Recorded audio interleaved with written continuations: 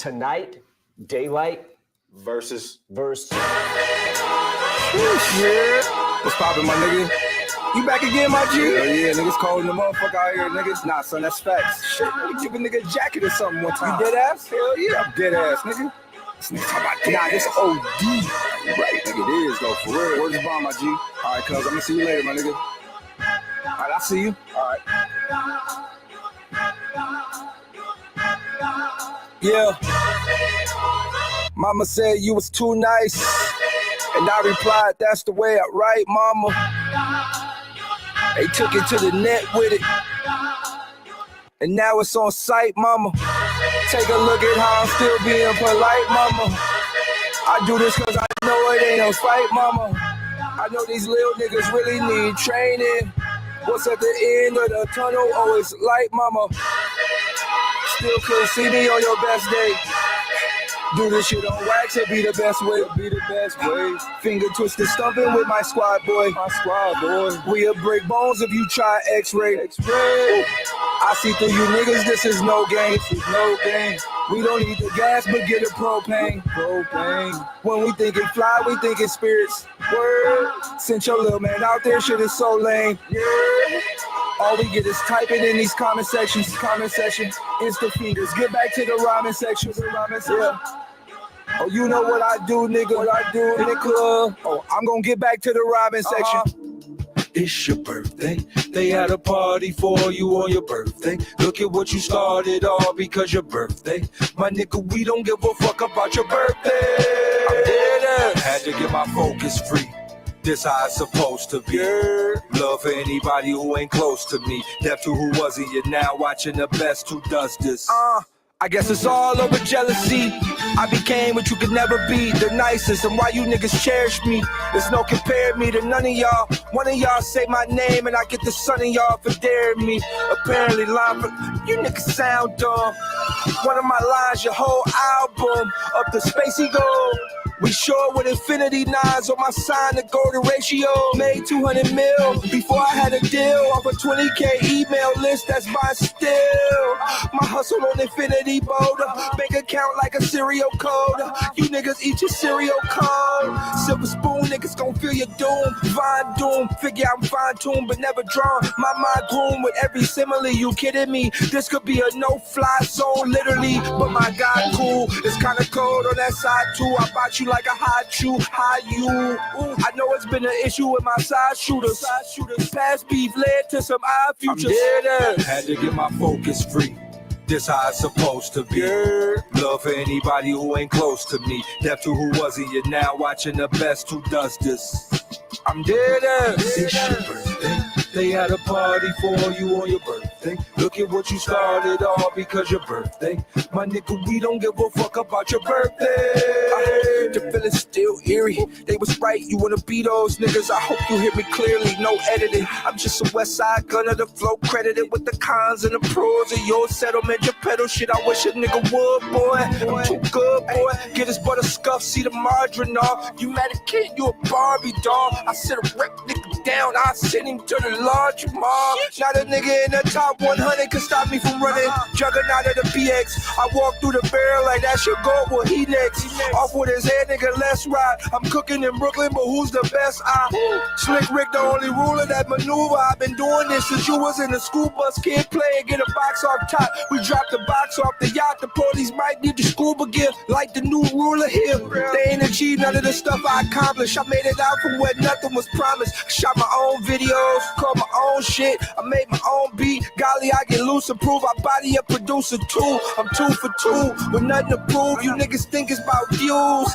I ain't made an album in 8 years and 7 of them I've been on a cruise making billionaire moves at the top line in full. Oh, we about to have a party. And you was at the party, scraping and scrambling. Oh, let me cook the apron, this madness. You scrimmage, we gon' break through your practice, shit gon' get real. I would apologize for big, but that's some shit that y'all mans did. They let the lie out. Nothing I should be shy about. Wasn't you at the honeycomb hideout? I'm dead ass. Had to get my focus free. This how it's supposed to be. Love for anybody who ain't close to me. Deaf to who wasn't, you're now watching the best who does this. I'm dead ass.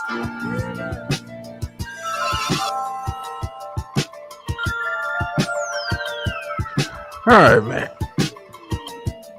Yeah.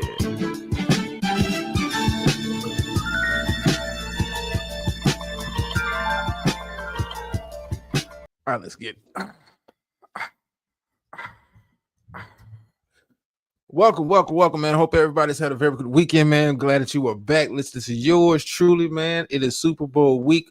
Trust me, we'll be breaking down the Super Bowl later on this week, but tonight is a real basketball focus. I see my executive producer decided to show up tonight. Hey, get shouts out to those who made themselves known. DMO, what's going on? Eucalyptus in the building. Beautiful, how you doing? And of course, the executive producer of the show, Gator Girls in the building. Yes, talk about the latest and greatest as always around here. Like I said, man, I hope everybody had a very good weekend. Hope you're having a very good start to your week. Super Bowl week, man. But yeah, we got a little NFL news, but it's heavily focused on the NBA. And why not? The biggest, I'm just gonna say this off the top. This is probably the biggest trade in NBA history. Those who don't know, who have been under a rock, broke late Saturday night, early Sunday morning. Luka Doncic, superstar forward for the Dallas Mavericks, traded for Anthony Davis, all NBA power forward / center for the Los Angeles Lakers. Traded over the weekend. Like I said, biggest trade in NBA history. Let me be honest with you, man. I don't think, other than one particular person that I know that lives in the comment section, saw this trade even coming. It was no talks. It was no rumors. Nothing got out. Nothing was leaked. This is probably the most clandestine trade I have ever seen in NBA history. And it's the biggest trade I've ever seen in NBA history. When we're talking about the players that are involved, the future of the league, what we're talking about, outside the lines of the court, when we're talking about, we'll break down the stuff on the court, who got better, who won the trade, and all of that kind of stuff. But this trade is bigger than Luka, bigger than Anthony Davis. But let's start with the on the court stuff. Anthony Davis goes to the Dallas Mavericks, joins Kyrie Irving there in Dallas. Dallas, I'm gonna be honest with you, when you look at the lineup that they'll possibly be rolling out, Dallas Mavericks also get Max Christie, 2029 first round pick. I'm not, too concerned about the first round pick. 2029 is such a long time. Yes, Gator Girl was shocking. Nobody knew. And the more you get to the behind the scenes, ESPN's got an article up detailing what happened behind the scenes, how this trade came about. You had a trade pretty much negotiated by two GMs. Ownership was involved once the ball kind of got rolling, but this trade has been in the works for over the past month. I'm talking about Nico and Rob Pelinka working together to do this trade. Listen, nobody saw this coming. The players didn't know. We found out during the Dallas Mavericks press conference after the trade was made. Hell, Jason Kidd, the head coach, didn't have a clue that this was going on. Listen. But we'll talk about the Dallas side of it. Then we'll talk about, of course, the Lakers side. Of course, as a Laker fan, I'm excited to talk about that. But in Dallas, I think came out very well in the trade when we were talking about possibly matchups in the playoffs. We're looking at OKC. Memphis Grizzlies are up there. Houston could be a problem come playoff time. But Dallas made a move to not only salvage the rest of their season, but bring in an all NBA player. And trust me, I like Anthony Davis, love Anthony Davis games. Think he's one of the, top 10 players in the league, bar none. But, the guy is called Mr. Glass for a reason. It's only a matter of time before he gets hurt. He's, as usual, currently hurt right now. But I think Dallas came out well in this trade in the short to medium term of this. You got Kyrie, who's 32. Anthony Davis, 31. He asked for bigs. They gave him two very good quality bigs. Daniel Gafford is a very skilled big man. You have Derek Lively. So he has two quality bigs. What he had with the Lakers when they won the championship in the bubble. I think Anthony Davis fits well in Dallas, gives Dallas another defensive person. That's a very big and athletic. I would say this very big and athletic front line. I think they match up well with just about any team out there in the West. Kyrie, of course, is Kyrie. You still have Klay Thompson. A lot of people forgot about him being brought over in the offseason. You add Max Christie, a very good defensive backcourt player who has blossomed this year with playing time. Is truly kind of grown on me. Sad to see him go, but it is what it is. But I think Dallas came out well. I think Dallas has got to be looked at, if healthy. That's the thing with Anthony Davis, and of course, when you're talking about Kyrie Irving, who has missed time also this year, who has a history of missing time. If healthy, Dallas poses a very serious matchup problem for a lot of teams, because not only did you get another quality big in Anthony Davis, you got a elite level, all NBA level player for Luka Doncic to add to that front line. I think Dallas will be able to play more of a traditional style basketball. Questions I do have about the chemistry is involved. I know Kyrie is the size of a point guard, but point guard is not really his thing. He's better off the ball than on the ball. And when I mean on the ball, it's my the guy initiating and setting up the offense. So that might be a little bit of an adjustment for him. The last time I remember Kyrie being the de facto point guard, quote unquote, was in Boston, and it didn't go that well when he's with the Boston Celtics and playing in that role. But I'm curious to see what it looks like. Of course, I think Anthony Davis is going to be able to eat well in Dallas. If I'm Dallas, I make Anthony Davis the focus of the offense. I think, with having him on the court, of course, you have those other athletic bigs talking about Lively and Gafford, be able to catch lobs and that kind of stuff. Really space out the floor. And of course, you still have Klay Thompson out there on the perimeter. I think he's going to be able to take advantage of this, having a real solid post presence down there that demands attention. When they get the ball in the post, nothing against Gafford, nothing against Lively when they get the ball in the post, but that's not really, their game in Dallas. But I'm surprised. I think Dallas did well, considering what they got for Luka. But I will say this: Dallas, like I said, nobody knew about this trade, what was going on. And typically when you see stuff like this happen, typically what the NBA thing is, when a superstar player is possibly on the way out, the team starts fielding calls, sending out fielders. Hey, what would what kind of deal would you put together for, XYZ? What would you put together for Luka? And I think we'll talk about the stuff off the court in regards to how big this deal potentially is. But I think Dallas, nothing. Listen, I love getting Luka. I'm not mad at getting Luka, but on the Dallas side of it, I think you gotta shortchange yourself. If teams knew Luka was available on the market to possibly be traded for, I'm not sure. I'm pretty sure every team, and when I say every team, and I mean every team with the exception of maybe the Denver Nuggets, maybe the OKC Thunder. And maybe Golden State, because they're not getting rid of Steph. But I think every other team in the NBA would have put together some kind of package, including any kind of all-star player, first round. Silver put in the call. We're gonna talk about that, Gator Girl. We're gonna talk about that because the last time a trade of this magnitude kind of happened, when we're talking about shifting power within the NBA, David Stern was in charge, and he vetoed the CP3 trade that would have brought CP3 in his prime to Los Angeles to team up with Kobe Bryant back in the day. But Silver may have put in the call. But listen, this trade has been the biggest story, and for the last couple of days. I know the Super Bowl is this coming weekend. You have media day and all that kind of stuff. Typically, the Super Bowl dominates the sports headlines this time of year, but NBA with that news coming, like you just don't anticipate trades like that happening and word not getting out, the information not getting leaked. Typically you hear, somebody talking to some reporter, hey, such and such is in talks to possibly get boo, boo, boo, boo. And we'll talk about that a little bit later in the show. But you just don't see players being moved in the NBA and, of that magnitude. You always get those deals where, especially around the trade deadline, when such and such gets traded, you're like, oh, okay. Oh, I didn't know that was even in the works. But to trade, Luka Doncic, we're talking about on the Lakers side of it, to trade a guy who's been in the league. I want to say Luka's been in 6 years. I think 6 years.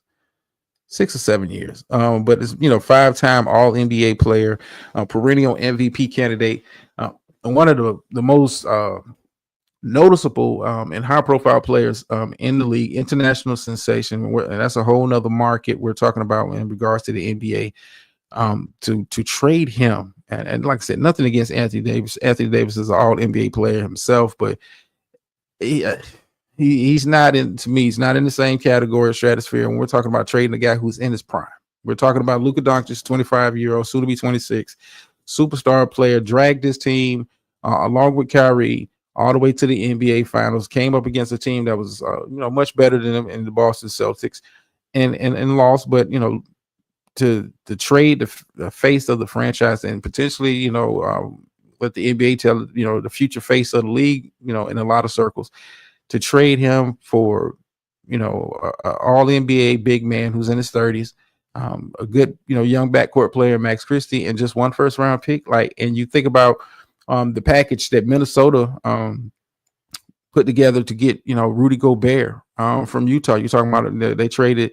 They didn't trade an all-star player, and we're not talking about the level of players, but they got four first-round picks for Rudy Gobert. You mean to tell me Luka was only worth one first-round pick? And then this deal was so undercover, so clandestine, and kudos to the general manager for Dallas and for the Lakers for being able to kind of keep this under wraps, and nobody knew. Hell, even the third team that was involved in the trade, who kind of got scraps out of this. I don't know what they was included just to make the money work.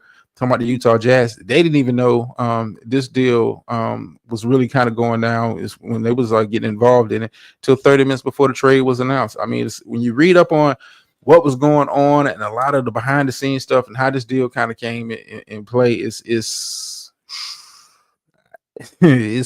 wild. Now let's talk about the LA Lakers. What's going on, Trey? Talk about the Lakers side of it, man. You bring in Luka Doncic to team up with LeBron James. It's been reported LeBron is not waiving his no trade clause, has no intentions of leaving LA. So for the foreseeable future, you have LeBron and Luka, two of the best players in the NBA, but also two of the most ball dominant players in the NBA. How is it going to work, especially coming down the stretch? But I think the Lakers, they don't win in the short term. I don't think this makes the team better as we look, get closer and closer to the end of the season, talking about the postseason.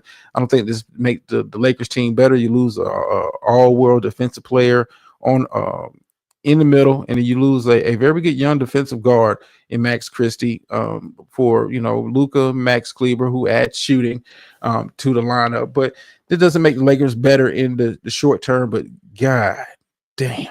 To bring in a player of Luka Doncic's ilk at this age, we're talking about a 25-year-old, 5-time All-NBA player, perennial contender for MVP.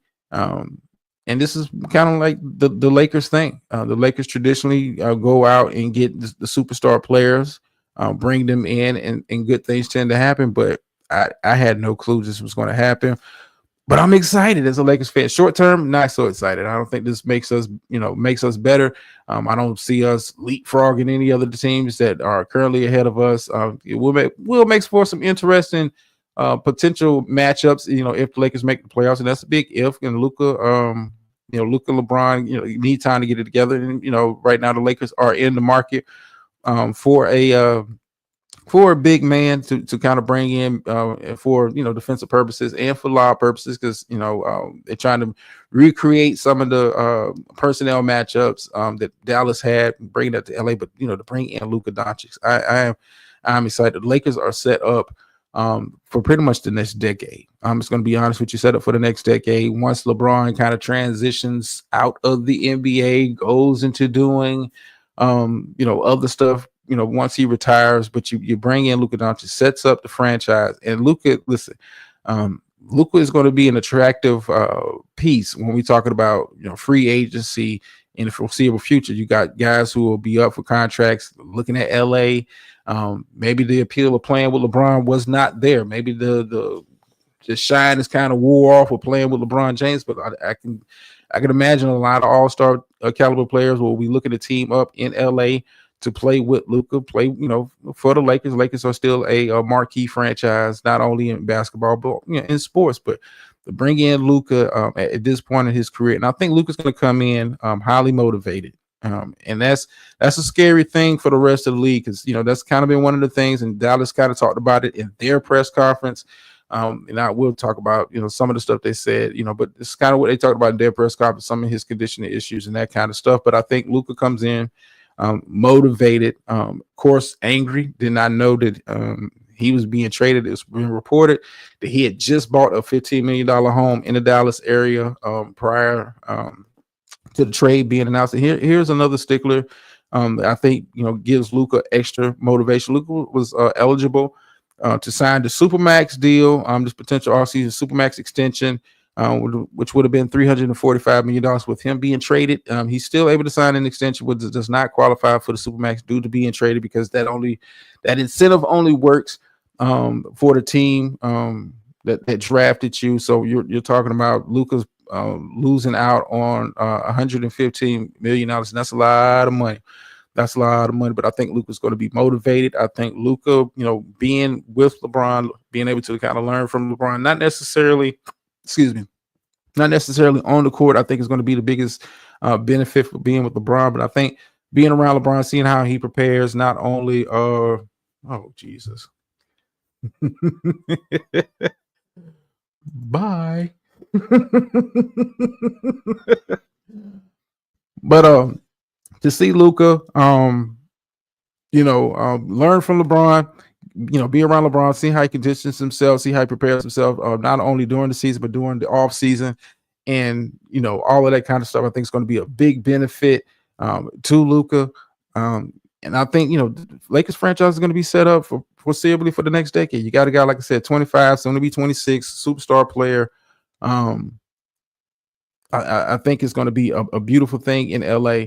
And then, like I said, we're going to talk about what happens off the court with this, because I think, we talked about this with the Jimmy Butler situation a couple of weeks ago, how it seems like NBA ownership is kind of, in a way, trying to wrest back control of the league from the players. And I think this is another move in that direction. You saw with Jimmy Butler being suspended and that kind of stuff in the Miami situation. When you look at it's not going to work like that.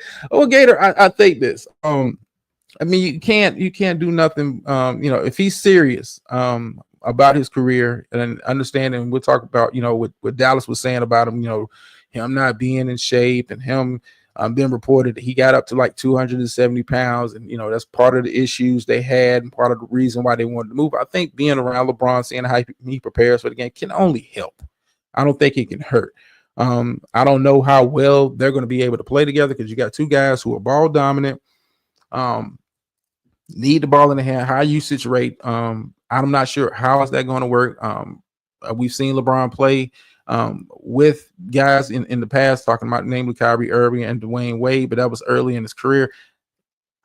I would assume to make this kind of work and ease Luka into what they got going on in LA, I think you would more lean towards Luka being a more ball dominant player in this situation. Maybe LeBron takes a step back as far as his usage rate. I think they might. If I'm JJ Redick, I would use LeBron in different ways than I have been using. Just for the simple fact you don't have a big out there. Not to say that I would put LeBron at the 4, but he might have to play a little bit 4, depending on the matchups they have. But I think bringing in Luka and being around LeBron and what they potentially have going on, I think the Lakers are moving to a younger type lineup, not really depending on the veterans. And this is a transition away from LeBron. But when I was saying NBA ownership, I think Rob Pelinka can say this move. Hey, LeBron is not calling the shots. It's not the GM. He apparently did not know that this move was happening. LeBron is not calling the shots. You have a superstar player and bringing in Luka Doncic, who has not the same level of cachet of a LeBron, but Luka is one of the best players in the NBA. So you can kind of lean on that. If you're the LA Lakers going forward. You have a future after LeBron, and I think that's big. Now, I can understand all the other NBA owners and GMs being upset that they didn't get a chance to submit an offer for Luka. No one knew that he was available. No one knew he was on the market. But they'd be upset about that in the short term. But I think in the long term, the message is being sent to the players that nobody is untradeable. Any piece can be moved if we want to. We don't have to notify you about it. I think it was a power play by the Dallas Mavericks and the NBA ownership to say, hey, we're trying to take back control of our league. And we talked about this in previous weeks where, excuse me, we talked about this in previous weeks, where NBA ownership is slowly but surely. You have the old guard, the KDs, the Steph Currys, the LeBron, that generation slowly phasing out of the NBA, and owners wanting to take back control of more or less player movement. Contracts are what the contracts are, because that's what you negotiated in the CBA. But I look at it as them trying to take back control of their league, and being able to not have players dictate, as we have seen, especially in the Kevin Durant situation, say, I don't like it here, I want to be traded, move me to here. So this is definitely a power play, but I'm curious to see how it plays out. But I think in the short term, Dallas is a winner. Of course, Lakers are a winner. Jazz is a non-factor. Okay. But I think, in the short term, Dallas is a winner. I think, Dallas, has about a 2 to 3 year window with AD and Kyrie, if they stay healthy, to possibly do some damage out in the West. If they're able to kind of add other pieces to that lineup in the Lakers, future is bright. The future is bright. I don't think they're going to do too much damage if they make it to the playoffs, but it'll be fun to watch. It'll be fun to watch. Also, speaking of being fun to watch, San Antonio Spurs go out, trade for De'Aaron Fox, Sacramento. Moving on from De'Aaron Fox, who made it known he did not want to sign an extension in Sacramento, wanted to move on to greener pastures, and trade him to San Antonio to team up Wembanyama. San Antonio, to me, won the trade not because they was able to get De'Aaron Fox and add him to the lineup, but they didn't have to give up any of the young pieces. I thought if you're going to trade a De'Aaron Fox and bring him in, Sacktown let me down. Yeah, they go, okay, we're gonna get into it. Lost because this move makes no sense. Well, short term, Gator, come on, Gator, come on. But the Fox trade, I think, San Antonio clearly won. You're able to bring in Fox. San Antonio did not have to give up any of the other young pieces that they have there to facilitate the trade. I think, bringing in Chicago was a smart move by San Antonio, so they can, facilitate some of the money and that kind of stuff. Sacramento brings in Zach LaVine. I don't know what kind of lineup. I don't know what they're doing in Sacramento. You don't bring in who's running the point. When I look at Sacramento, they got some nice pieces. You still have Sabonis there, who could have been moved. Still could be moved by the trade deadline, which is the 6th. But Sacramento, to me, clear losers. You bring back some first round picks, and that's good. But those are first round picks. You never know where those picks are going to land. You never know what players. They're not proven commodities. It's just possibilities. It's nice to have, but first round picks can flame out in the NBA. But it's nice to bring in some first round picks. You bring in Zach LaVine, a guy who's kind of injury prone, to bring him in the mix. He doesn't stretch the court for me. You have him and DeRozan. Not to say that they're similar players, but their games are have some similarities in between them. But I didn't like the move by Sacramento. If I'm Sacramento and I know De'Aaron Fox wants to go to San Antonio, I thought could have been able to get Castle, the young guard that San Antonio drafted this past offseason. I think you could have got him in the deal, but to not get him in the deal, of course, you got a lot of first round picks. But like I said, those are unproven commodities. You never know what those picks are going to be. Could be good players, could be not good players. I think Sacramento is stockpiling picks to possibly make a move in the offseason if they keep Sabonis, to kind of bring in another guy to team up with him. Because Sabonis is having another all-star worthy, didn't make the team, but has another all-star worthy season, of course. But yeah, Sacramento definitely, to me, definitely lost. And I think this sets Sacramento back for about another 2 or 3 years. I'm not sure what direction this team is going, what kind of style of play. You get rid of your head coach early this year, you fire Mike Brown. Your season, you were kind of making a little bit of a run the last couple of weeks to kind of get back into the playoff play-in mix, but I'm not sure what Sacramento is doing. I'm curious to see what it looks like out on the floor, because you got a lot of 2 and 3s, but I don't see who's running the show, who's coordinated the offense, who's going to be the point guard setting it up. Does Zach LaVine step into the De'Aaron Fox role as far as being the focal point of the perimeter offense? Does DeMar DeRozan offensive load increase? I don't know. I don't know what Sacramento's doing, but San Antonio clearly to me won. You didn't give up any of your young pieces. You bring in De'Aaron Fox, team them up with Wemby. Pick and roll game is going to be stupid in San Antonio. When you're talking about having a weapon like Wembanyama doing the pick and roll with De'Aaron Fox for the foreseeable future, Chris Paul. I mean, and you was able to keep a lot of the young pieces that you have on that squad. I find that to be fascinating. San Antonio clearly came out on top in that trade. Speaking of trades, as we kind of get through this, Jimmy Butler, Golden State was in talks to try to get Jimmy Butler. Jimmy Butler pretty much let it be known, I don't want to go there. I'm not going to re-sign a deal. That complicates things. I'm not sure what Jimmy Butler's future is going to look like. It's looking like he's going to be stuck in Miami for the rest of the season. I don't see Miami budging off. They're not going to be trying to get pennies on a dollar, even though I think at this point you got to get Jimmy Butler out of there. If you're going for the Tyler Hero, Bam Adebayo unit, for the future, go ahead and get Jimmy out of there. But I'm not sure if Pat Riley's going to bend and give in and send him somewhere.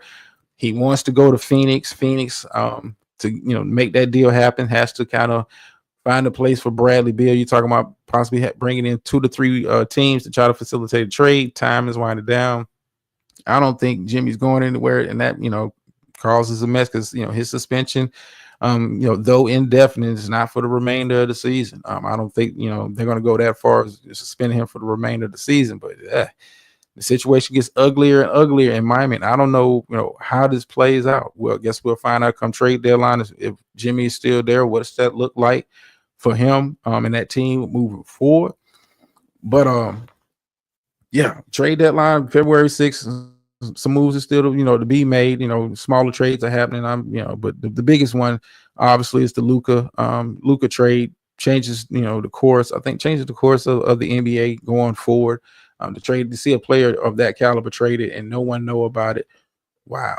It lets you know that anybody can be moved. But moving on, before we kind of get up out of here, like I said, stay tuned. Later on this week, we will be doing a Super Bowl preview. My pick may surprise you. We'll be breaking down the Super Bowl, which is this weekend. Of course, breaking down some other stories. And it's a story that kind of came out. It's a story that kind of came out a couple of days ago. That kind of got buried in the news cycle, got swept up in the Luka trade, and of course the stuff going on with the Super Bowl. It's a story that kind of came out in regards to the New Orleans Saints. Let me kind of get it queued up here. Give me a second. I had it, but then I took it down. But it's a story that kind of came out, and get it queued up. Just dealing with the Saints and the Catholic Church down there, and it's kind of weird. Go ahead and get it queued up. It's a kind of weird story. Nobody's kind of really talking about it. It's not made the news cycle like that, because like I said, sports is focused on the here and now. But check out this story, courtesy of NBC News. I think ESPN was the first people to break it. Fair use and all of that good stuff. But check this out. As anticipation grows for this week's Super Bowl in New Orleans, host city's team, the Saints, coming under new scrutiny for its alleged role in providing damage control for the Catholic Church during a 2018 sex abuse crisis. Email exchanges obtained by the Associated Press, the New York Times, and the Guardian revealing the possible scope of the team leadership's influence. One of the reasons this story has taken so long is the degree with which the church has opposed full transparency. Jim Muschin is an investigative reporter for the AP, which has been investigating the New Orleans Archdiocese for years, including in 2018 when the church released a credible accused clergy abuser list. We did some investigative reporting 5 years ago that revealed that the list itself was undercounted. According to the Associated Press, the emails show that a Saint spokesperson was able to see that list of accused clergy members before it was made public, and that a call with the city's top prosecutor, quote, allowed us to take certain people off the list. The Archdiocese of New Orleans telling NBC News in part, quote, no one from the Saints organization had any role in compiling the list or had any say in adding or removing anyone from the list. This was not the Catholicism I was raised in. State Representative Mandy Landry represents Louisiana's District 91. I'm hearing from people all over the city, black, white, old, young, who just can't believe it. And, the Saints are beloved here. So this is really rocking all parts of the city, all people up and down.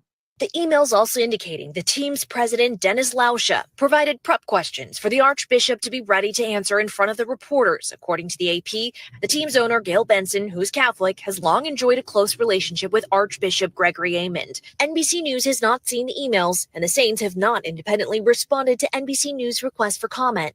But the team telling the Associated Press in part, quote, no member of the Saints organization condones or wants to cover up abuse that occurred in the Archdiocese of New Orleans. That abuse occurred is a terrible fact. My son was sexually abused by a priest who is currently incarcerated here in Louisiana. For Letitia Payton, today's reporting marked a major step forward in shedding light on abuse that cast a shadow on a weekend that should have been about celebration. This added tragedy of the place where we thought we might be able to find a little bit of a refuge. Maybe in the Super Bowl, we realized the Saints were connected with all this trauma that happened to children. And Marissa Parra joins us now from our Southeast Bureau. Marissa, is it just the Saints mentioned in this reporting, or are other organizations or other teams also accused?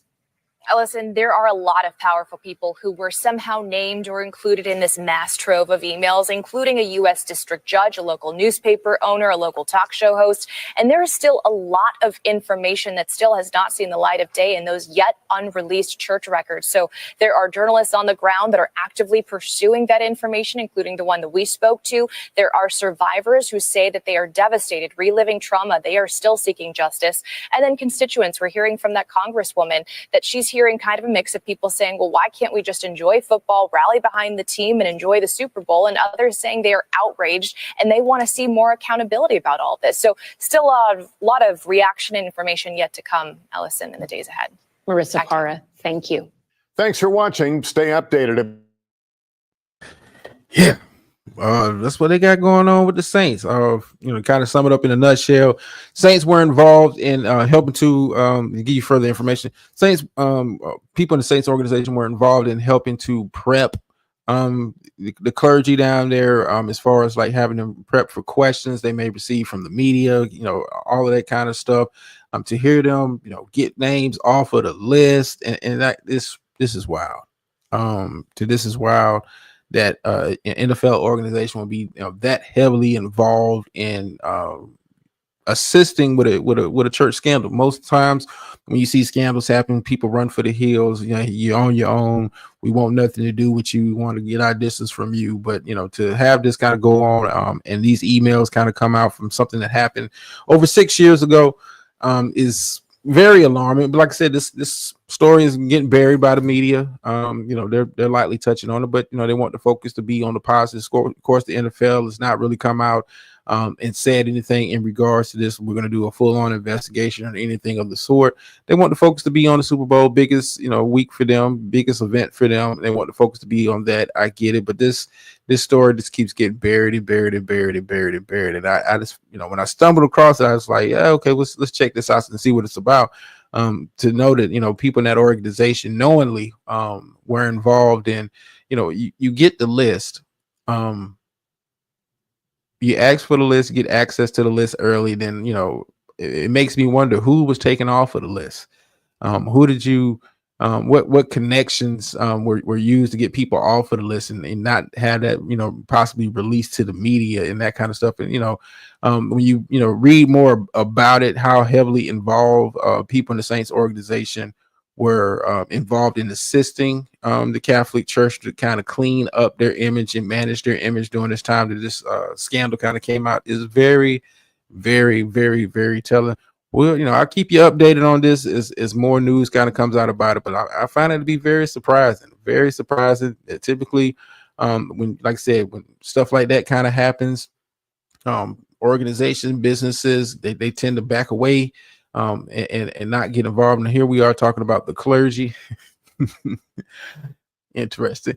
Talking about the clergy, being involved in child abuse and like those kind of scandals, and an NFL team actively taking part in trying to assist and clean up the image is very disappointing. Very disappointed. I think once this story kind of gets a little bit more traction, I do think the NFL will do their own investigation and really look into what really went on, because they said it's a treasure trove of emails back and forth. Like they're still kind of going through it. People are still investigating this. How deep does it go? Who was the one that kind of co-signed, the Saints organization getting involved with the Catholic Church down there in the New Orleans area to assist them to this degree? It's just wild. It's just wild. But anyway, make sure y'all tune in later on this week. Of course, we're gonna be breaking down the Super Bowl and all that good stuff. Of course, I have some other stuff I want to kind of get into as per usual. Hope you have a very good week. And I remember, what they hate what's in you because it ain't in them. And it's always, y'all know the phrase, sometimes you win, sometimes you lose, but every time you learn. And I'm out.